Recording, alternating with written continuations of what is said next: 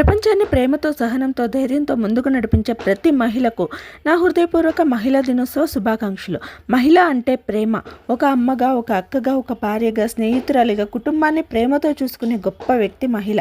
మహిళలు బలహీనులు కాదు. విద్య, వైద్యం, క్రీడలు, రాజకీయాలు, వ్యాపారం ప్రతి రంగంలో తమ ప్రతిభను చూపిస్తున్నారు. మహిళా శక్తి ఉంటే కుటుంబం బలంగా ఉంటుంది.